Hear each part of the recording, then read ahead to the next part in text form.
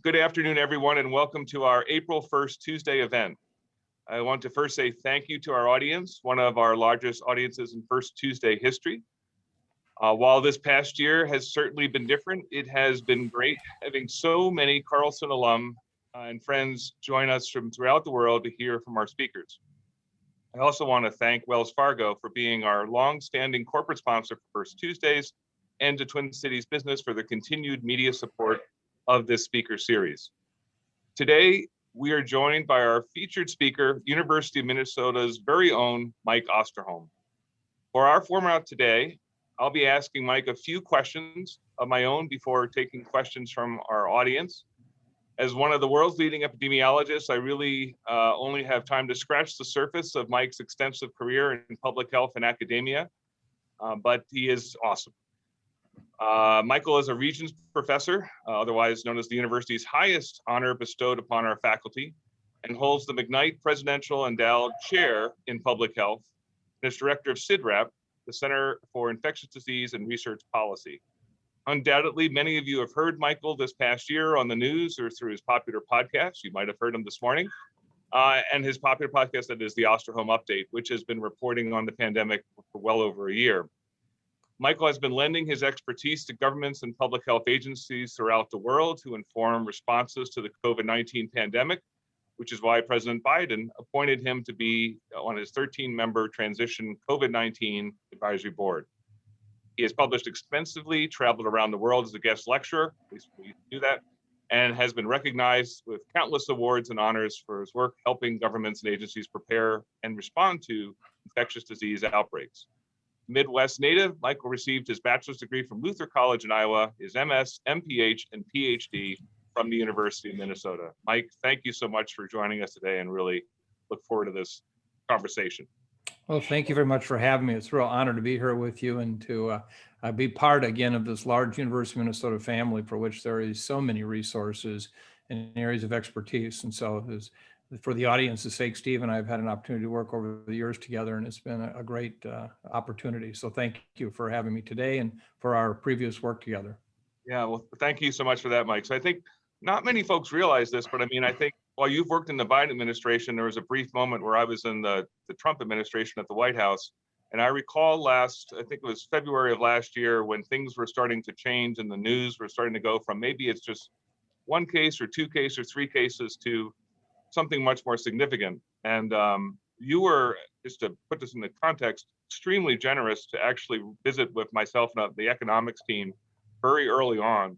And if nothing else, bring us into the daylight as to what was going to be coming our way.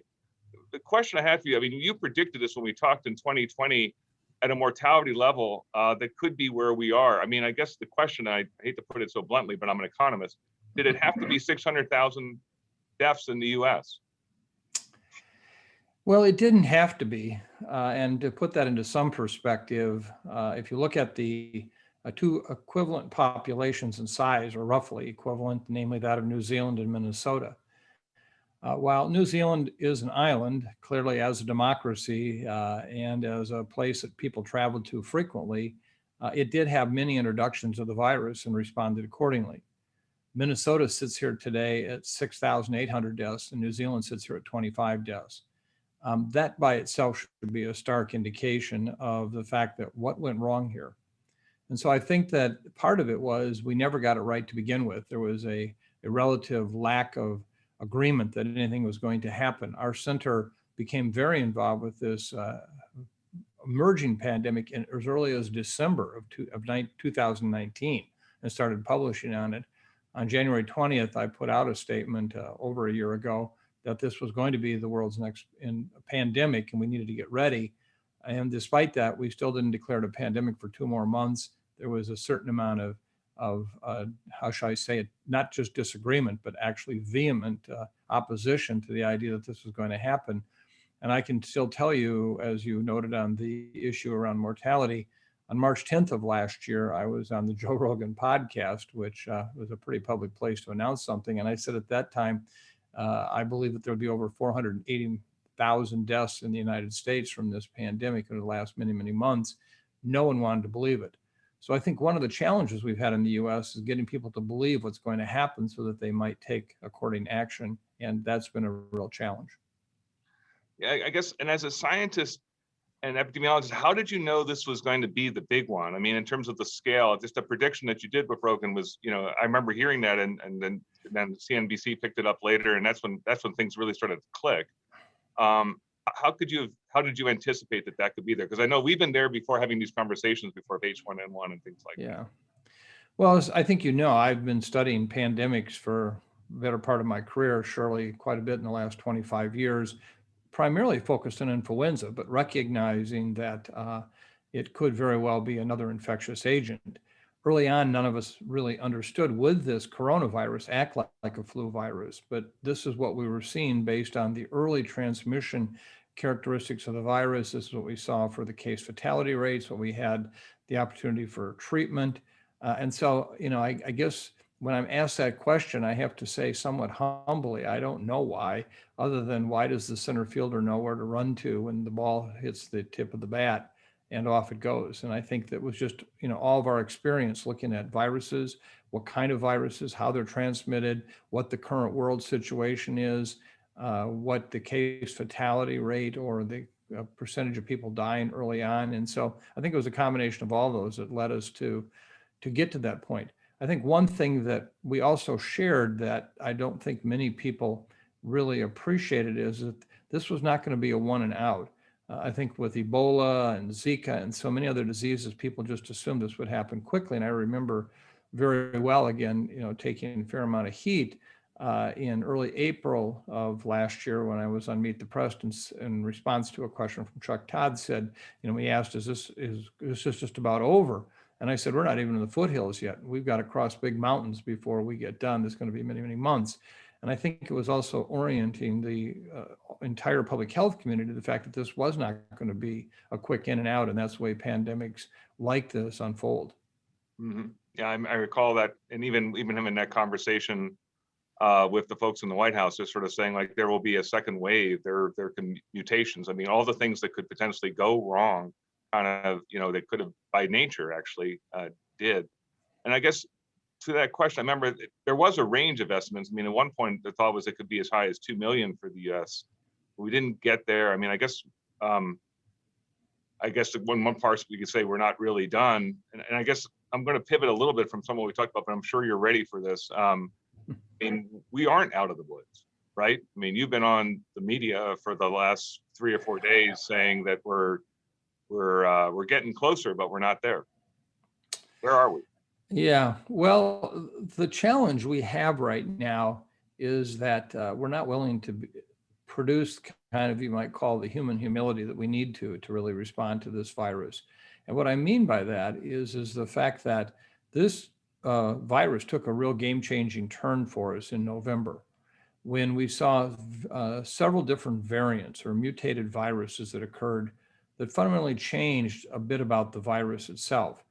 And what happened is that for from when the pandemic was first recognized, we knew that these viruses were mutating, but really had very little sense that there was anything significant to them other than they were kind of like, notches in the tree bark. It wasn't going to really make a big difference.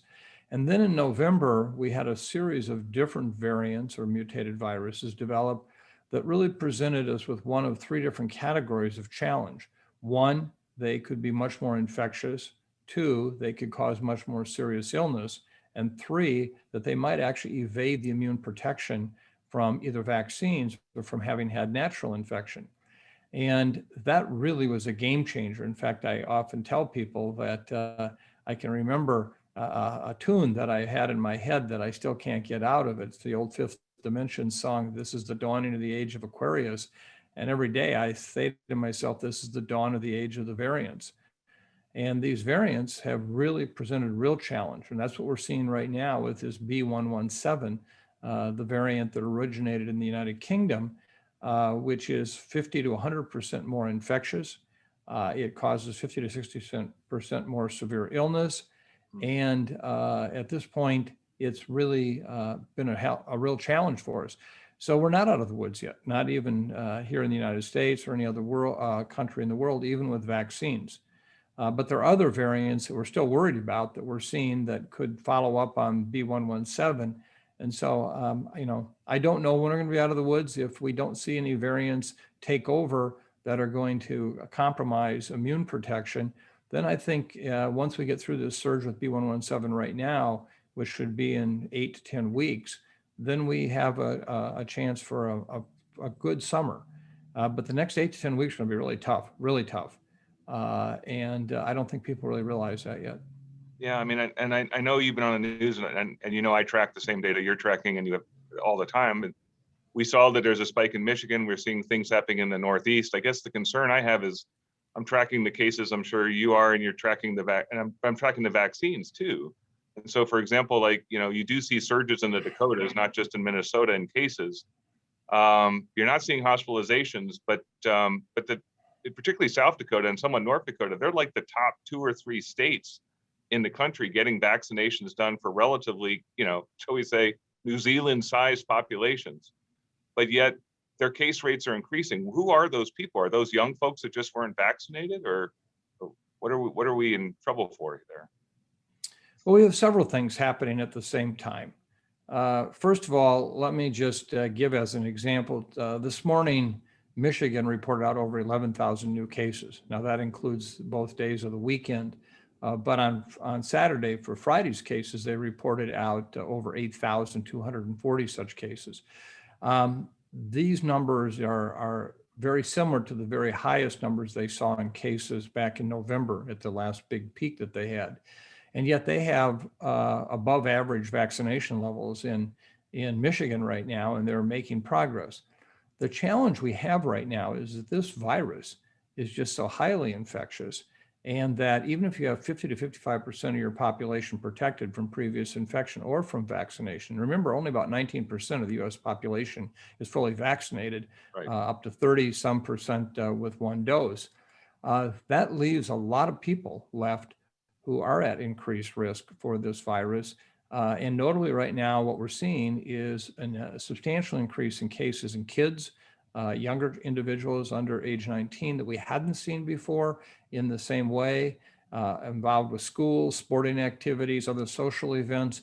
And now we're seeing the spillover into the parents and into that age group. And right now, and our highest risk age group right now is 40 to 49 for serious illness, hospitalizations, ICU care, deaths. And that's substantially lower than we saw in terms of pre-vaccine when it was more of the long-term care facility and patients, those over age 65. And so this is in a sense a new outbreak. It's a much more highly infectious virus. I have to say, I've been in the trenches for 46 years. I've worked up outbreaks on just about every infectious disease there is. And I would put this into the classification with measles, one of the most highly infectious agents we see. When you can infect 102 out of 120 some kids in a daycare in a short period of time, or you can see entire classrooms suddenly infected. You see the kinds of things that are happening with this virus, and you realize that it doesn't take a lot of people yet to be susceptible to get infected with it. And so I think that's the challenge we have right now is the vaccines just can't keep up with the transmission of the virus as it is. And while I'm optimistic we're going to have adequate vaccine for every adult in this country over the course of the next 10 weeks or so, it won't be nearly enough in enough time to really have a major impact on this particular number of cases we're seeing now, particularly in the younger age population not yet vaccinated. You pretty much anticipated my next question about can the vaccines basically turn the tide. I mean, it probably has mitigated some things for more vulnerable populations, I'd say, but I mean, maybe not. It has actually done that. I think, again, on the older population, it has. What I'm suggesting is that we just aren't going to have enough vaccine for the younger population. Remember, if we report out 3 million doses a day, we often say 3 million people got vaccinated, but it's largely the Moderna and Pfizer vaccines that we're using, which are 2-dose vaccines. Right. And if you actually look at the number of first-time vaccinees, it hasn't changed much from 1.6 million over the course of the past month. Most of the vaccine we're seeing is going to second doses when we get these increased numbers. So that is a whole nother topic area. As you know, I've been part of a group that's really been pushing for the US government to consider going to a first dose now with the deferred dose and some 10 to 12 weeks later, which much like the Brits and the Canadians have done and done quite successfully. We know we can get more than 80% protection from a single dose within 2 to 3 weeks after administration, where with 2 doses, you get 90% protection. And even with the 80%, when you do get infected, it appears that it's much milder illness. So I right now am continuing to push that approach. I think that the next 6 to 8 weeks are going to be substantial.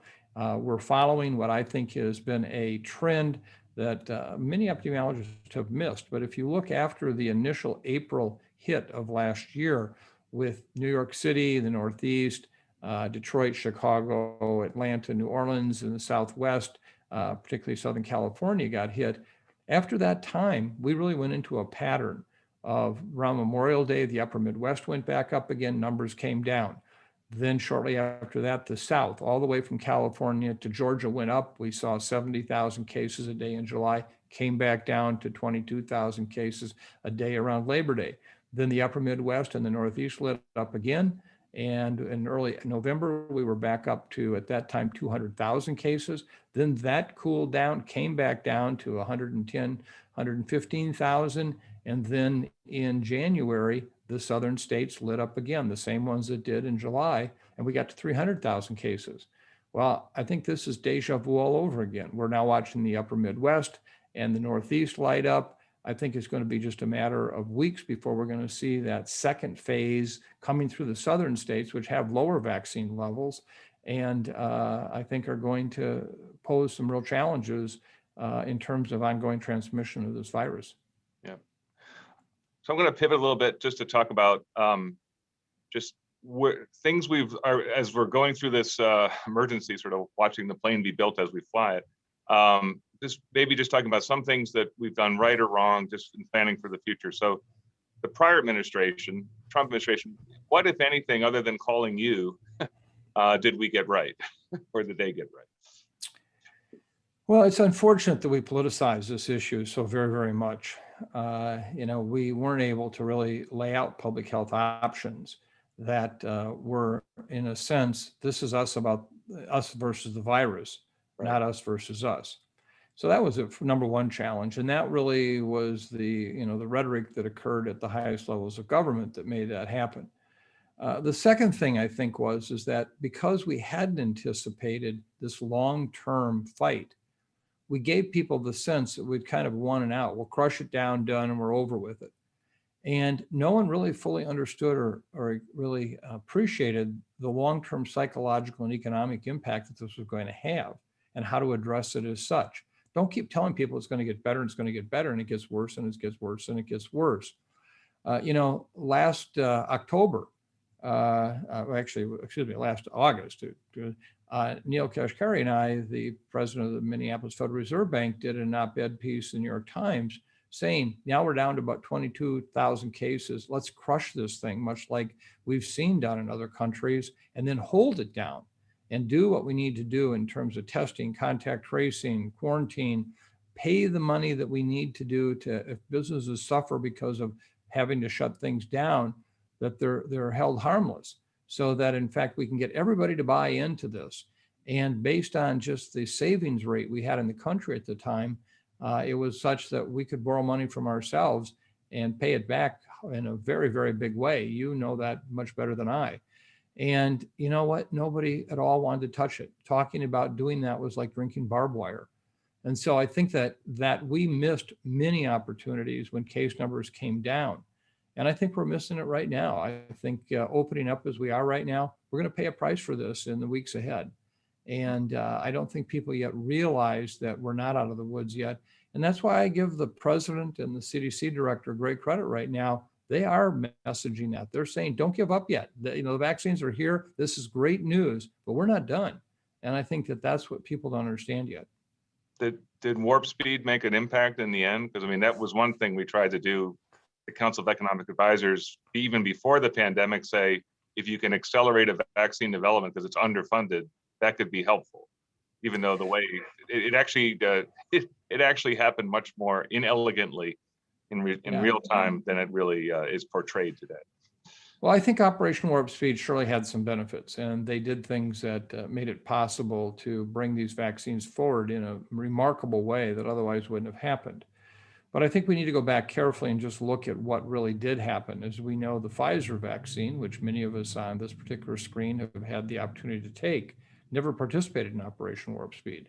Right. And yet they brought vaccines forward in a very similar time period in quantities that have been critical. And so I think that we need to go back and take a look at what worked, what didn't work, because this is not going to be the last of these. And more importantly, I don't think we're done with this virus yet. I worry very, very much about what's going to happen in the future. And what I mean by that is we may, here in the higher income countries, basically bring this virus under some kind of control. But as the old song from Hotel California and the Eagles, you can check out, but you can never leave. Yeah. And I think that that's what's going to happen here with this virus. And what I mean by that is right now, if you look at it, 10 countries in the world have received about 80% of the vaccine. And you know who those 10 high income countries are. If you look at the low and middle income countries, there are over 30 countries that haven't had a drop of vaccine and likely won't for some time. COVAX, the WHO supported effort, and involves a number of other groups to try to get vaccine to low and middle income countries, is right now shooting to get 20% of low income country residents vaccinated. Well, what we've learned about these variants is the way they come from is when people get infected, get ill, basically the virus goes through the mutation changes in that ill individual and outspits new variants. And so the concern we have is if we have uncontrolled transmission in low and middle income countries for the years to come, that is no longer just a humanitarian issue, which it surely is, and very important one, but it's also a national security issue in terms of vaccine security. What I worry about is the variant that may come out of one of these low and middle income countries tomorrow, and it'll surely spread around the world, and find ourselves in, oh my God, this vaccine is not working nearly as well anymore. So I don't think we're even done yet looking at the vaccines we're going to need. I think this is the first generation of vaccines. I think they have been remarkable and a lifesaver in the biggest way. But number two is they don't have enough of it. And number three is the fact that I think they're still going to be challenged by the unique evolutionary characteristics of this virus. So pivoting on, again, lessons learned, you were an advisor to the Biden administration and transition. I mean, what would you say the administration is doing right, and what could it do even more right, in addition to some of the things you've already suggested? Well, let me just put into context here, because I'm sure some of the listeners on here may take my comments as partisan, and I hope that that's the last thing that happens. As you know, Steve, I've served roles in the last 6 presidential administrations. Right. And I worked for 2 Republican governors, 2 Democratic governors, 1 independent governor, while I was a state epidemiologist at the Minnesota Department of Health. And, I've never had partisan politics in that regard. I served for 1.5 years as a science envoy for the State Department in the Trump administration, traveling around the world, ironically, dealing with trying to help us get better prepared for a pandemic. And so, I just try to call balls and strikes and go as such. I would say that the primary factor right now that this administration really gets right is science is the currency that's being used for transactional issues. And I think that's really important. What does the science tell us? Honesty and openness has been rewarded, not somehow put down. I think a week ago when Dr. Rochelle Walensky, the director of the CDC, at the actual White House briefing, threw away the script and spoke from her heart about her concern about where we're at and what's happening. That was as honest as you can get. And I think that happened in an administration that made that possible. So I think all those have been good things. I think, bringing the vaccines forward has not been easy when you're dealing with private sector companies, and trying to help them in any way you can and do what you can to bring the vaccines forward has been a very real task. And they've done a remarkable job. The reason we have more vaccine right now and working with these companies has been largely because the administration has worked so hard. We're using the Defense Production Act where necessary to gain more equipment, et cetera, for purposes of making vaccines. I think the challenge they have, and one that I still am challenged with, is the fact that we could be doing so much more like the Brits did to vaccinate everyone with one dose. And we know now today that that will not mean that they won't get a second dose. We'll just postpone them till May or June. We're going to have more vaccine. And we could have been, for the last 5 weeks, doubling the number of people who were protected at 80%. I mean, people on this program here can really relate to this. If I vaccinate one person with 2 doses and they get 90% protection, that means one person doesn't get a dose at all. If you average that out, 0 plus 90 and divide by 2, that's 45% protection. If I give 2 people each 1 dose at 80% protection, that's 80% protection. That's a hell of a lot better than 45% protection. And the fact that we have not yet embraced that, as the Canadians and the Brits and others have done, I think means that that's why we're leaving a lot of these 20 to 49-year-old unprotected. We're seeing more essential workers left unprotected. I could go down the laundry list. We still have over 14 million Americans 65 years of age and older that haven't been yet vaccinated. So I do worry about also the enthusiasm that we all have for opening up all vaccinations to everyone, not because I don't want everyone vaccinated. I do. I want them all vaccinated, but we still have to target the high-risk people for serious illness, hospitalizations, and deaths. And in many states where that has gotten difficult, people, rather than really try to bite the bullet and deal with it and really figure out how am I going to get these people vaccinated, they just passed on and went to the next easiest person to get vaccinated. And we're missing those. So those are underlying in our communities, which are going to come back to bite us from a standpoint of what I think will be severe illness.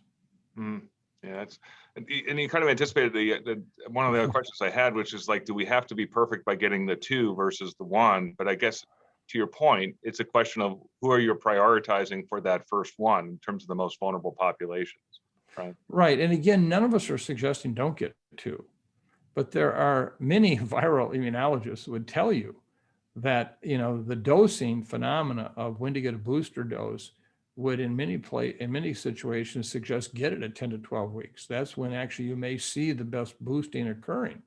And that's what the Brits have found.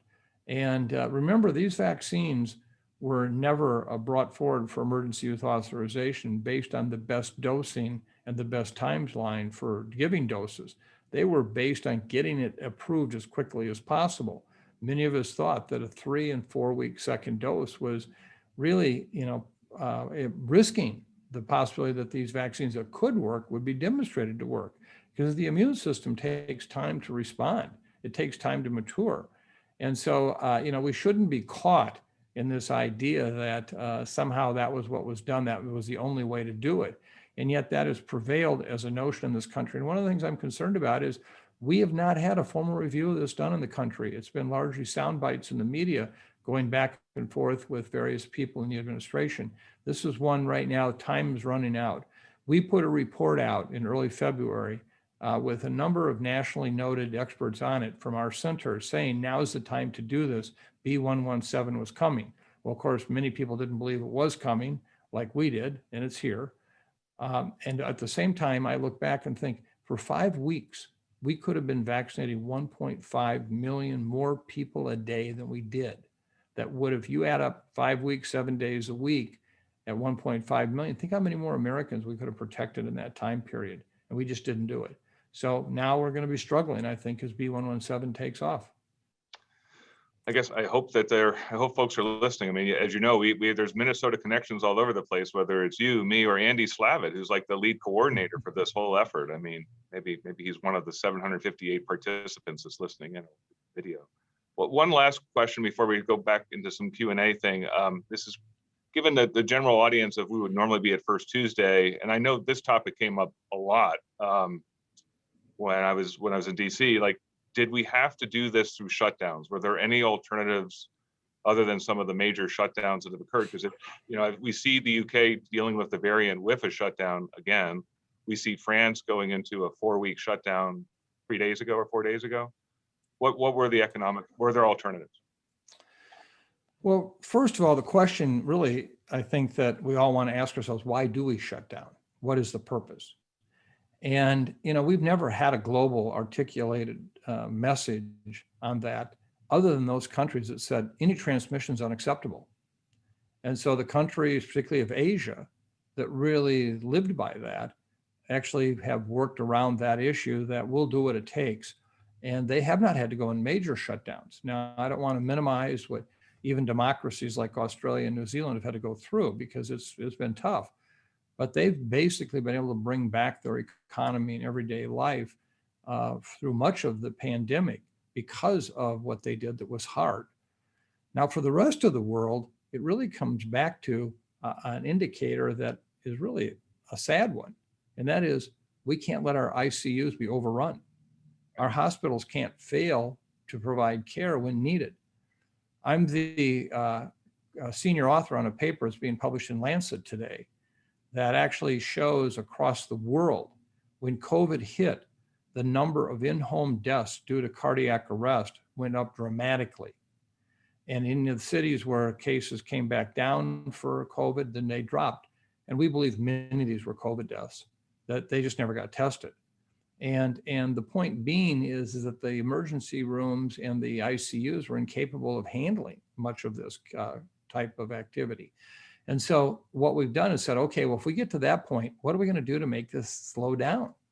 And the only thing in our armamentarium is that of, well, we got to get people not to have contact with people, because that's how this virus is being transmitted. Well, how do you do that? You can't have people in any way, shape, or form coming together in groups. That's where transmission occurs.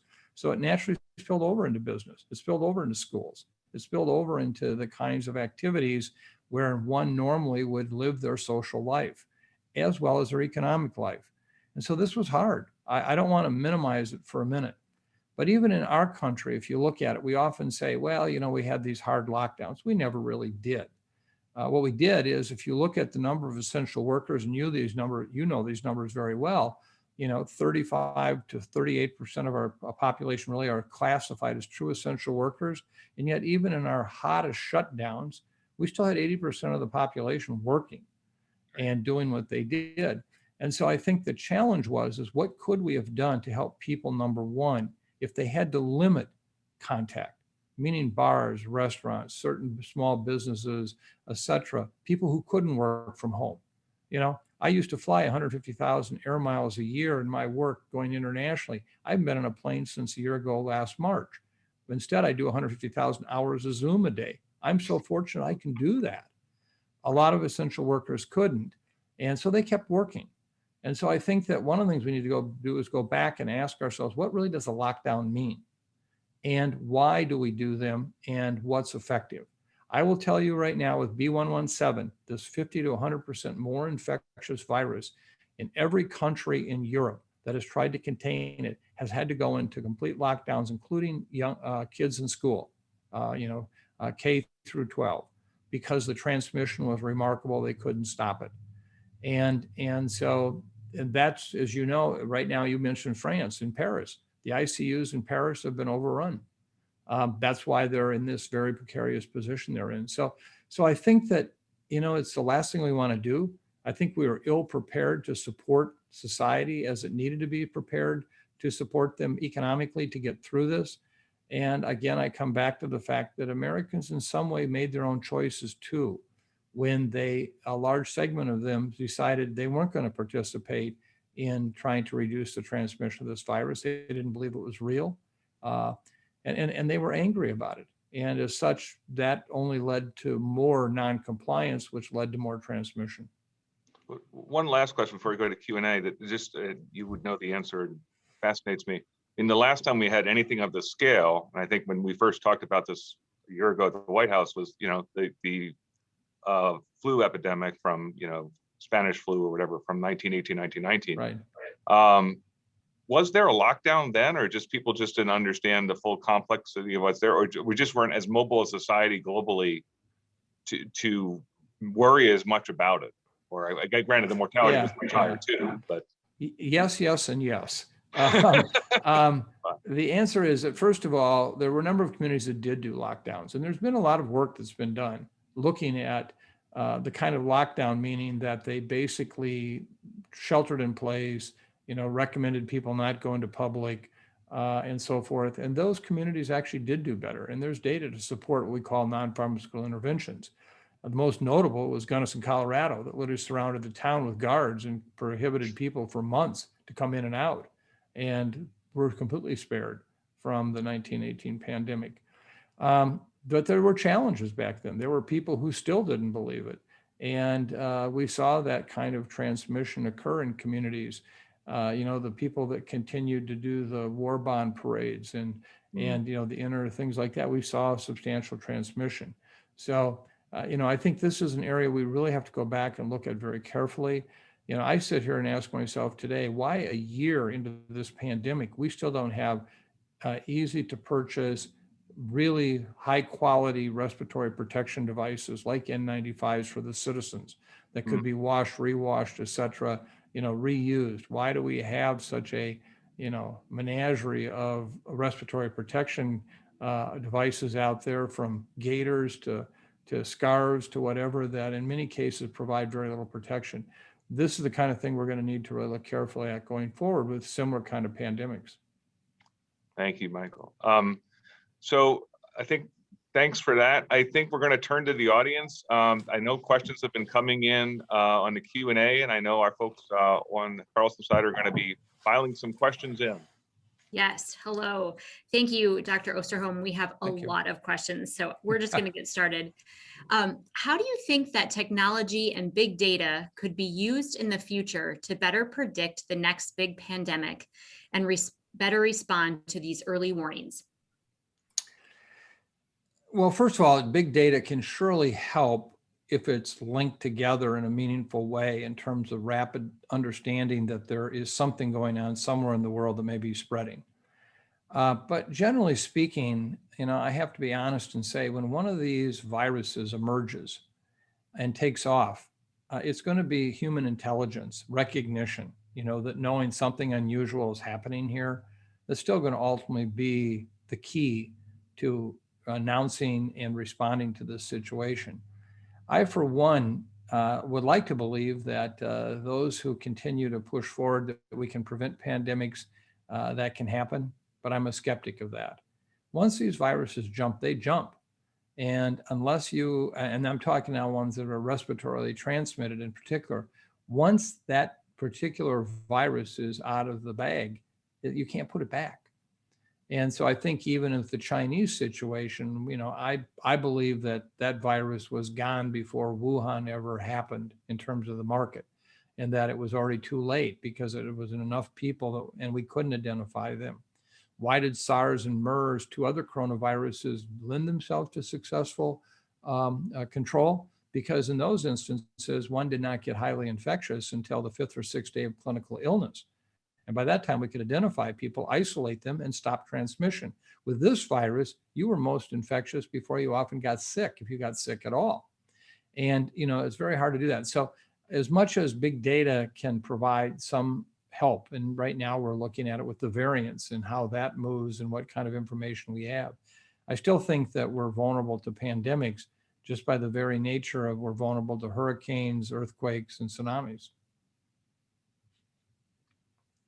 Thank you so much. One of our listeners is wondering if you think we will end up having to take COVID shots every year, like we do a flu shot. This is the $1 trillion question, a very good one. We don't know. We just don't know. We know that the antibody that we're seeing from these messenger RNA vaccines, the Pfizer Moderna studies in particular, surely persist out to 180 to 200 days right now, and we're seeing that. How long that protection will last is unclear with the coronavirus, and we're just going to have to study it and find out. In addition, we always are going to be confronted with these variants that may genetically be altered enough that they can evade the immune protection that we've developed with these vaccines. As you may know, the companies are already working on new vaccines that would account for this one particular mutation that is causing vaccines to be less effective than they would be otherwise. And so we're really in a learning stage here. And this is where I keep coming back to humility. And we just have to say, we don't know. And this is what we're going to do to find out. This is what we're going to do if it turns out that we do need boosters. I'm very concerned about the need for boosters, only in the sense that we already have a global supply chain challenge. Steve's a world expert in this. We don't have the capacity to manufacture vaccines for most of the rest of the world. Now imagine we have to do it every year for everyone. We would be in real trouble trying to do that. So stay tuned. Right now, just if you get your 2 doses or 1 dose if it's a J&J vaccine, feel really, really good about that. And stay tuned in terms of what we're going to have to do in the future with the potential additional boosters. Thank you. We've got lots of questions on that. Dr. Osterholm, what reference should our listeners use or trust for how the quote vaccinated, so I'm assuming that's fully vaccinated, can act in the world? Where do we go for rules? They seem to be changing a lot. Well, they are, and people are struggling with these. And I understand that. And they don't always seem to be consistent in the sense of, wait a minute, this doesn't make sense. So CDC says you can travel now, but avoid travel if you can. And people are saying, what does that mean? If I'm vaccinated, I can travel, but avoid travel. Well, I come from rural Iowa, where if it doesn't sell at the 10 o'clock coffee club at the S&D Cafe on Main Street, then it doesn't sell. So my career has been oriented towards trying to figure out what makes sense at the 10 o'clock coffee club. The way I look at this and the way I've talked about it is, right now, think of your vaccine that you have as an incredible gift. It is an amazing fireproof suit, but it's only 90 to 95% effective at best. Okay. And that's true for people who fight fires. So would you go running into a fire just because now I have 90, 95% protection? No, the additional thing is I'd still try to stay out of the fire, but I'm glad I got my suit. Well, so what, these vaccines are 90, 95% effective, but if there is widespread transmission in the community, why would you want to go put yourself into that to see if I can test that 10 or 5% potential for failure? And so I think that what the message needs to be is get vaccinated. You can still do a lot of things. For example, getting together with other individuals who are vaccinated, go for it, do it. Even if you have family where you have one household that people are not vaccinated, if you have kids, grandkids, that's a challenge when we don't even have vaccines for them. But if you look at the risk of them being infected at that moment without any other known exposures, then get together with them. And so what we're trying to do is really get to that point of saying, but wait, now on this one is like trying to swim across Niagara Falls. This one isn't trying to swim across a gentle farm pond. So you might want to avoid this one. And I think that's what we're trying to do right now. So please understand it. It's in that regard. Don't put yourself in harm's way, even with the vaccines. They're really, really good, but they're not perfect.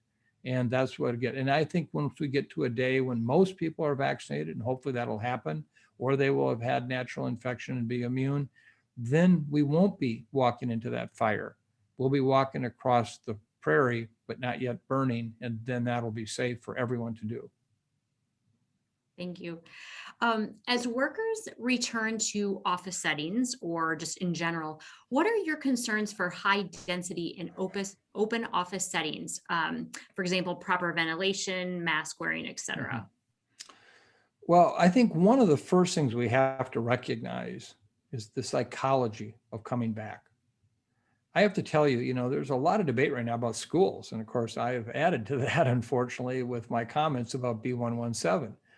I've been a very strong supporter of bringing K through 8th grade in particular back to school, because we had seen a relative absence of major transmission from kid to kid, from kid to teacher, and we hadn't seen a big increase at all in very severely ill kids. B117 changes that whole picture now. Now it's a situation of where there is real increased risk, and we got to relook at the kid issue. But it was interesting, before we ever got to B117, you don't know how many parents were really upset we weren't in school. And they made that known loud and clear. They were upset that youth sports were closed down, et cetera, et cetera. They had many very legitimate concerns about what kids were missing. But you know what? We had a whole set of parents that I heard from a lot that didn't want to go back. They were afraid to go back. And the psychology of them going back to school in of itself was a real challenge.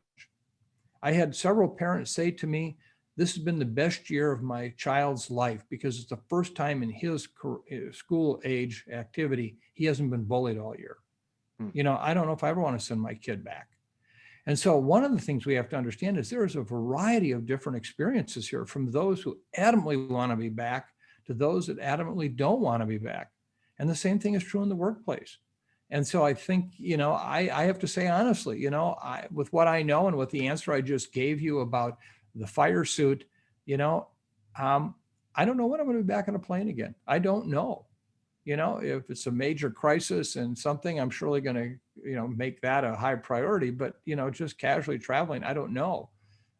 That's a big change for me. So I think the challenge we have here in the workplace is, yes, we have to improve ventilation. For the first time, people are understanding ventilation really is important. How well do masks really work? What amount of protection do they provide? It's much more limited than people understand. Now, I am very strongly supportive of using masks, but remember, they're just a seat belt. They're not the airbags. They're not the collapsible body. They're not the side guards that protect you. They're not the windshield that collapses into fragments so you don't get cut. They're just one part of it. And so, yes, we want them to be used, but at some point people are going to say enough. If I'm double vaccinated, I'm not going to walk around wearing a mask. But we have to be acknowledge that and work with that. So I think we have a lot of work yet to do to understand when people come back to workplaces.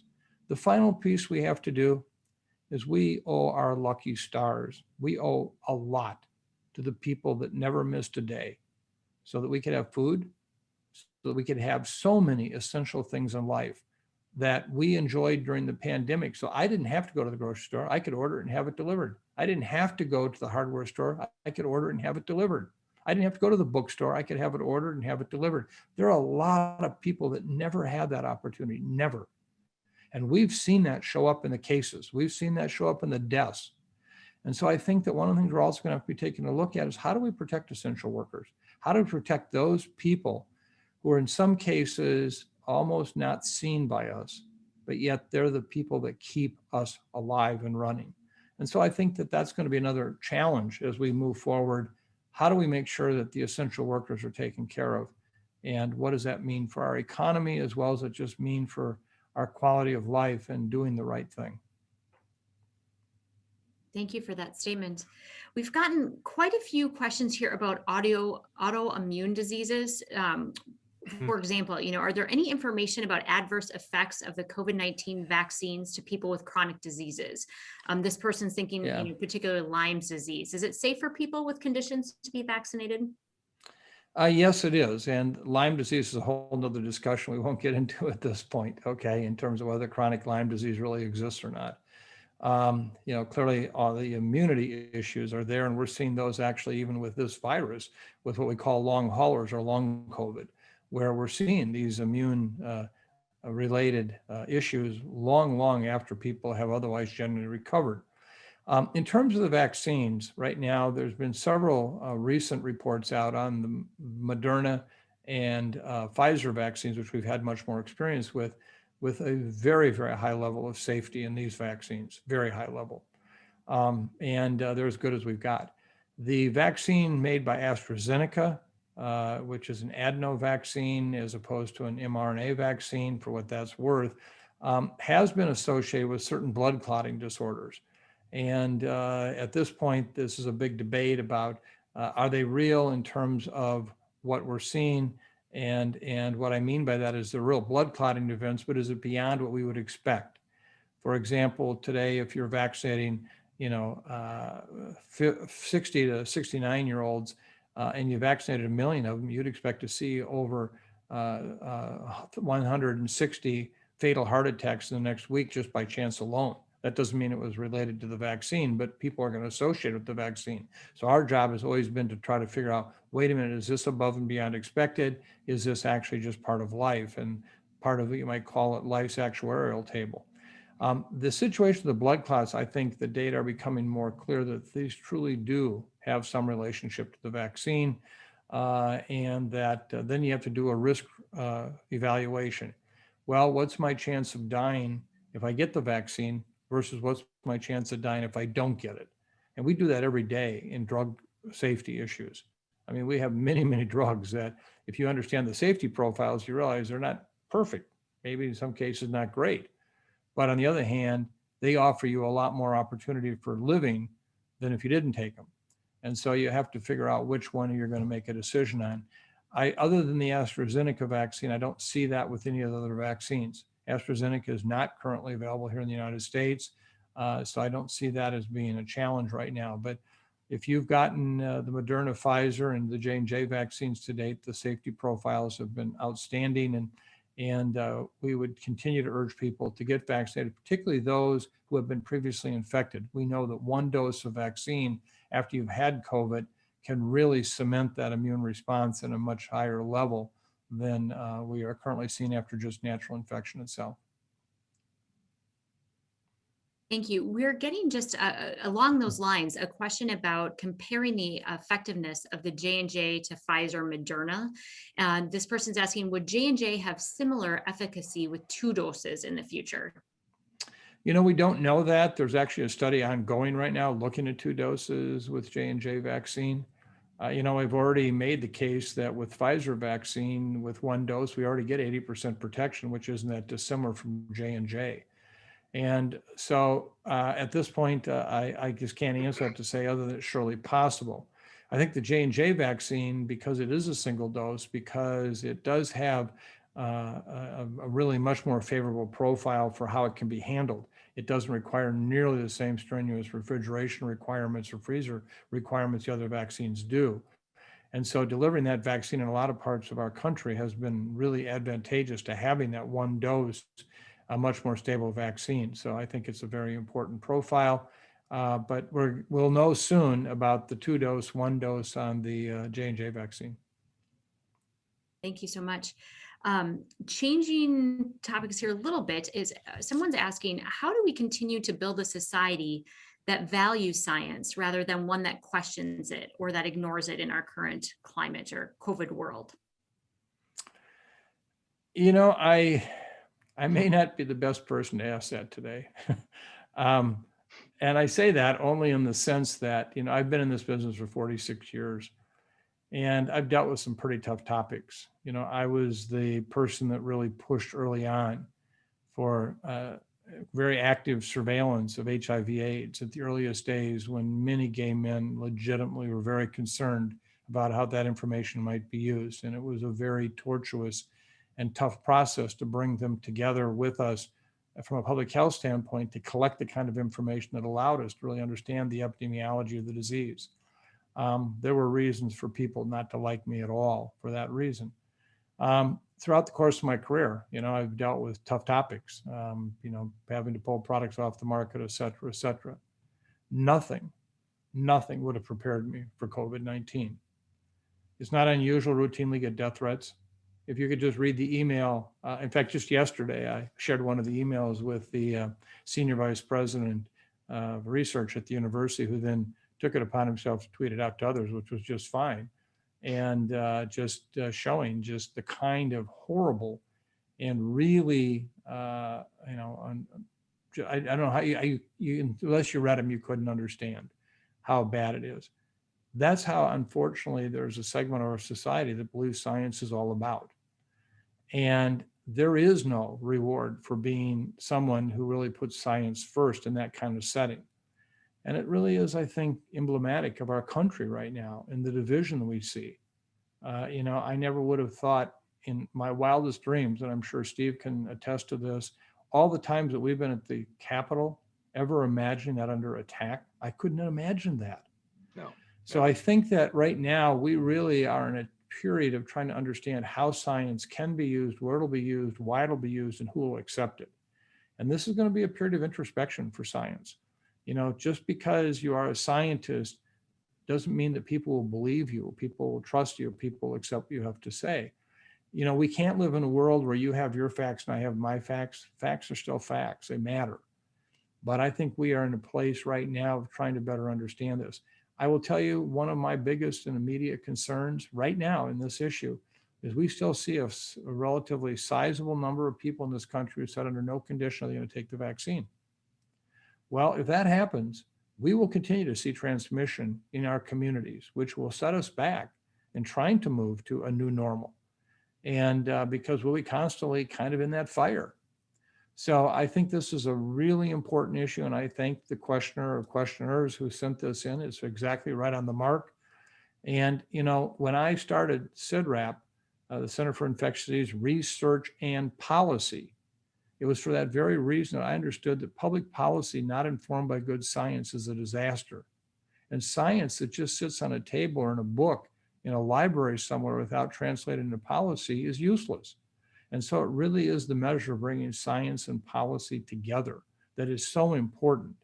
And this question really goes to the heart of that. How do we do that going forward? And I think, again, from a standpoint of humility, we've got a lot to learn how that's going to take place. Thank you, Mike. Thanks for your insights today, and of course, for all the work you've done to help us through this pandemic. I hope you've enjoyed the conversation as much as I did. If anything, it's been sobering.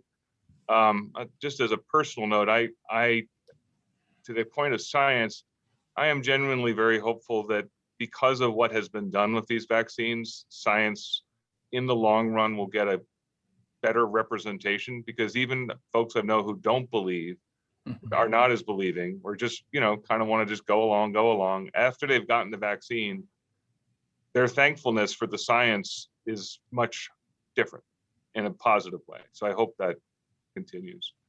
For our audience, please join us next month to hear from Hubert Holly, former chairman and CEO at Best Buy. This event will take place Tuesday, May 6th, right here on Zoom from noon to 1 p.m. And for those registered for today's post-event networking, please exit this Zoom meeting and use the link in your confirmation email for the networking portion.